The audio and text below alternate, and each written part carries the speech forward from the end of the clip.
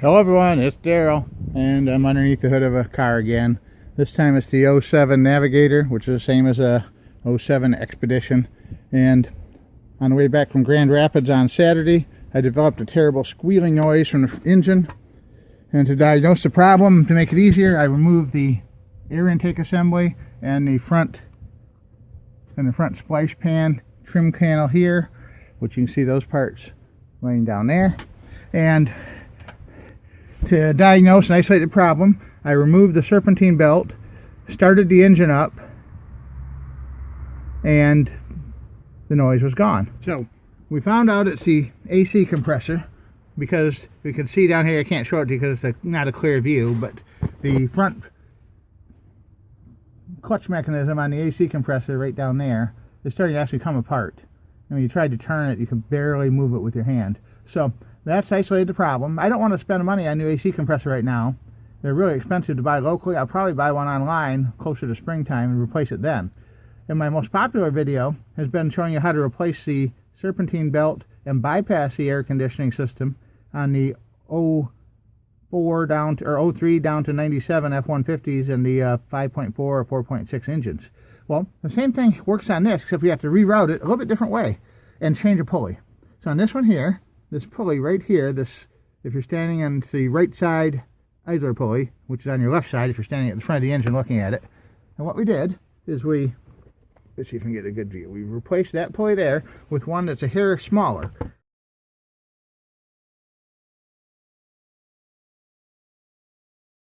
Because on the original setup, the serpentine belt went with the flat side around the outer edge of that pulley. Oh, let's see, around the outer edge of the pulley like that. Now we've got it wrapped all the way around the back side of the pulley with the rib side. And that's perfectly fine. It won't hurt anything. It'll work great for months and maybe even years, as I did on my other F150. So we replaced that with a slightly smaller pulley, and we'll show you the model and part number of that.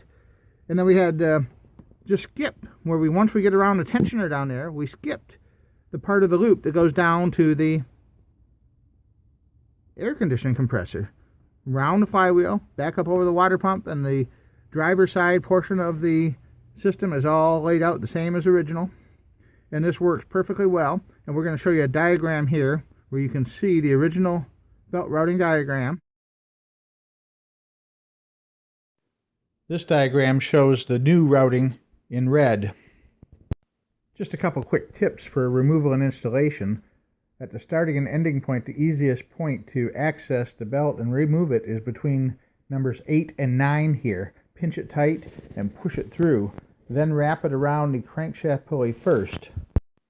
From there, move over to the driver's side of the engine compartment and wrap it around the tensioner pulley, the idler pulley, the power steering pump, and the alternator before moving back over to the passenger side to finish up. Finally, use your breaker bar to retract the tension pulley and slide it over idler pulley number 1 as your final step to install the belt. And then here's the new belt we used, and you can see it's quite a bit shorter than the original belt. Let's show you that right now. The new belt's already on, but I can show you which belt we used. This is the belt we used right here, and that's a Gates belt, and it works perfectly. And it's like way shorter than this original belt here. I think it's like 14, 16 inches shorter, something like that. And my local auto supply store, Deerfield Automotive, is kind enough whenever I do a project like this, they let me take 2 or 3 belts home and try them out and then just return the ones I don't use, which is really nice. So now I'm in a hurry though. I got to get this back together because my wife has an appointment today. All I got to do is bolt on the air cleaner housing and hook up the mass airflow sensor, put the trim panel back in place, and we'll be good to go.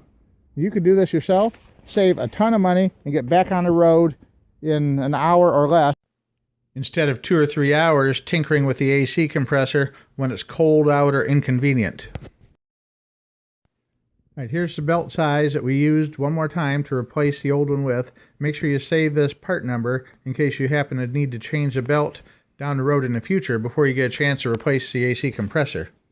Here's the original idler pulley that comes on the car. It's a 90mm pulley, and we replaced that with the 70mm pulley so there's room for the belt to go around the opposite side of it.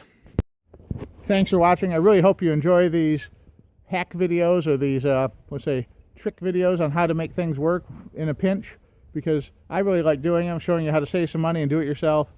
Thanks for watching. I really appreciate it. Have a great day.